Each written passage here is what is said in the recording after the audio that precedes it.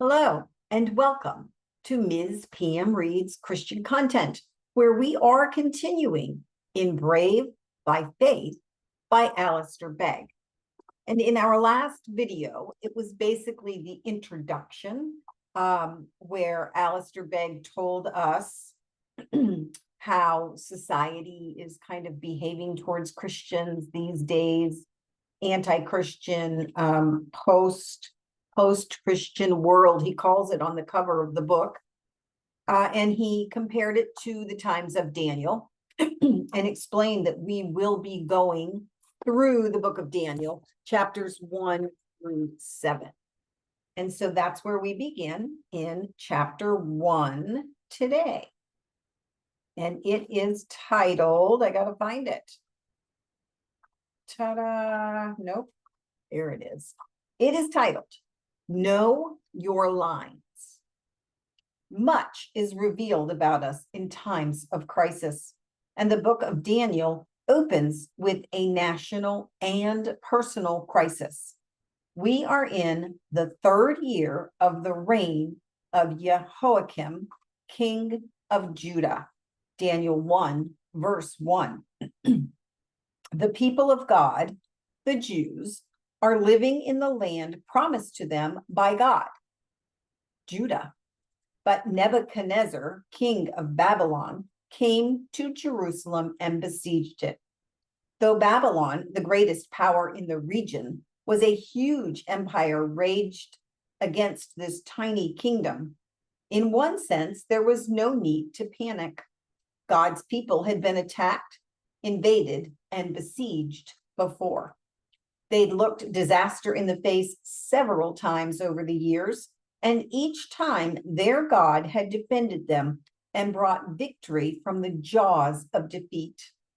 But that same God had also, through his prophets, warned of what would happen if his people continued to pay no attention to him and continued to pay no more than lip service to obeying his laws in his land. So then came the catastrophe. The Lord gave Jehoiakim, king of Judah, into Nebuchadnezzar's hand with some of the vessels of the house of God. Verse 2. The king and a great number of the people were taken into exile in Babylon. The house of God, the temple where he had dwelled among his people, was destroyed. The Babylonian king brought the temple treasures to the land of Shinar, to the house of his God, and placed them there in the treasury of his God. Verse 3. It was the greatest crisis in the history of God's people since Adam and Eve were cast out of Eden. From every viewpoint, it looked as though the gods of the Babylonians were stronger than the God of the Bible, the God of Abraham, Isaac, and Jacob. After all, if the God of Abraham, Isaac, and Jacob was strong enough to protect his people, how come the Babylonians were able to come in and give them such a hiding? So the inevitable question must have arisen. Where is God in this? And we can imagine the Jews forgetting their own disobedience and the warnings and predictions of the prophets and asking themselves, did we follow our God for nothing? Those must have been the questions in the minds of the parents as their children were rounded up and taken off to Babylon, to the land of Shinar, verse 2 and 3. We didn't raise our children in faith in order for them to be carried away like this. Our kids need to live in Judah, not in Babylon. What will become of them there? If God is good, why is he causing our children to have to grow up in this kind of place? After all, those Jewish parents would have known their scriptures. Babylon, in the land of Shinar, was the place back in Genesis 11 where the Tower of Babel had been constructed. It was the place where mankind had come together to oppose God's purposes for humanity in his world and had said, we'll show God who is in charge of this operation We'll build a tower for ourselves and raise it all the way up to the heavens, and we will decide what to do for ourselves. This was where the youths of Judah were being taken. How could they survive at all, let alone survive in their faith? I don't wish to sound alarmist, but the generations that come behind us in the church, perhaps not too far removed from us, may have occasion in our own land to say similar things. Some of us may be asking similar questions because of the circumstances of our own lives or the lives of our children right now. What is God doing? Why are we having to live in, and why are our kids having to grow up in this kind of place, this kind of society? If God is good, why would he let our land look like this? The book of Daniel is a record of what happened to God's people in the heart of an empire set up to deny and defy God. The story of the exiles told through the popular stories of 4 men. If and when we feel that our society is heading in a similar direction, that it looks much more like Babylon than Jerusalem, and increasingly so, this is also the story that shows us how we can live with confidence and courage in such a world. Subtitle: Saying No. King Nebuchadnezzar knew how to run an empire. He commanded one of his civil servants to bring the cream of the Jewish crop to his palace so that they could be refashioned in such a way that they would become good Babylonian citizens and servants and be done with all that old, defeated Israelite worldview. If we can get our hands on them, the thinking went, if we can relocate them, educate them, and rename them, then through our brilliant program of subtle, and if necessary, not so subtle coercion, we can change the way these fellas think about the world. So these young men were taken away from all that was familiar to them, away from security, from routine. A change of location is often enough to change everything about a person. It happens quite routinely today to youngsters who have been professing faith when they go to university. They are no longer going to the same places. They no longer have the constant reinforcement of their family. They no longer attend the church they always have. Just a change of location can be enough for someone to say, I'll just pause my faith for a while. Maybe I'll give up on it altogether. And if that was not enough to overwhelm these young Jews, then a change of education was next. They were going to learn the literature and the language of the Chaldeans, the Babylons. What you read and how you think changes who you are. And that was the aim with these youngsters. Okay, I'm going to read that one again. What you read and how you think changes who you are. And that was the aim with these youngsters. Every powerful state seeks to educate its people, and especially its children, to share its view of the world, its priorities, its definitions of right and wrong, and what is acceptable and unacceptable. So did Babylon. Next, these men were renamed. Daniel, Hananiah, Mishael, and Azariah became Belshazzar, Shadrach, Meshach, and Abednego, new Babylonian names. They were still God-honoring names, but honoring a different God, the God or gods of the Babylonians. Think of how intrinsic your sense of self, of your name is.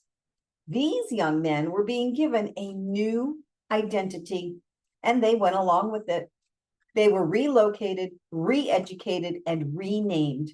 They had little choice if they wanted to stay alive. There was one more aspect of the transforming of these men from Jewish troublemakers to useful, successful Babylonian subjects. The king assigned them a daily portion of food that the king ate and of the wine that he drank. Daniel 1, verse 5. And they said no. Daniel resolved that he would not defile himself with the king's food or with the wine that he drank. Verse 8. They had been unable to prevent themselves from being relocated. They could not resist the fact that they were being re-educated. They had been powerless to resist new names being foisted upon them, but they could and they would resist changing their diet. Subtitle, Resolve Revealed. This seems a strange place to draw a line, but in the Old Testament, one of the distinguishing features of God's people was the rules they followed about what they would and would not eat and drink. Dietary choice for God's people was not just an external manifestation of nothing much.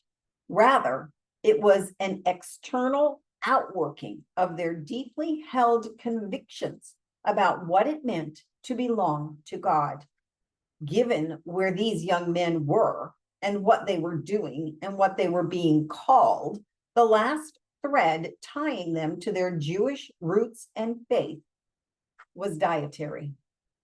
So Daniel said, I can do this and I can absorb that, but I cannot go any further. I have drawn a line. I will not cross it, and I am taking my stand here. Don't mistake Daniel and his friends for rabble rousers who were a constant nuisance. Don't confuse being godly with being obnoxious. Don't confuse being godly with being obnoxious. I like that. No, Daniel enjoyed favor and compassion in the sight of the chief of the eunuchs. Verse 9. Later on, when they stood before the king, they were by far the wisest and most insightful of their cohort of students, even compared with those who had been born into the Babylonian elites, verses 19 and 20. They were bright, good-looking, and hardworking. They paid attention, showed up on time, and were good students. And yet, there was a point they would not go beyond. There was a core to them, and so there was a resolve in them. And that caused them to take this stand and risk the consequences of the king's displeasure, which tended to be fatal.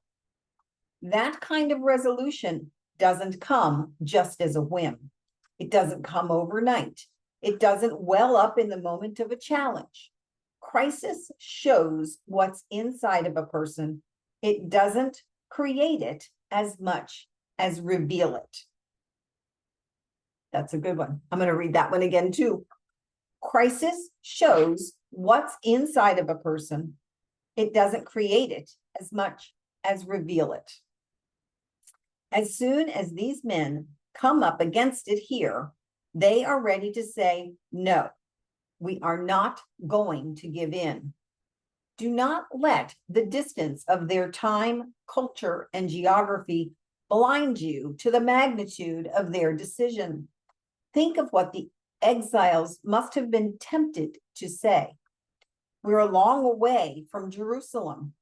Things are different now. Times have changed. The prevailing wind is too strong for us to stand against, and resisting it won't make any difference or do any good. We are here in Babylon, and we may need to make the best of success of life that we can in Babylon. Those things that our fathers insisted upon, they don't really matter that much, do they? Don't think that way of thinking is confined to ancient Judean history. It is alive and well in every generation, not least in contemporary evangelism. Daniel, Hananiah, Mishael, and Azariah refused to take that approach. A dead fish flows with the current. It takes a live fish to swim against the stream. They are going to swim against the stream. They have drawn their lines and they know whose lines they are, and they will not cross them. Wow. I love that. All right.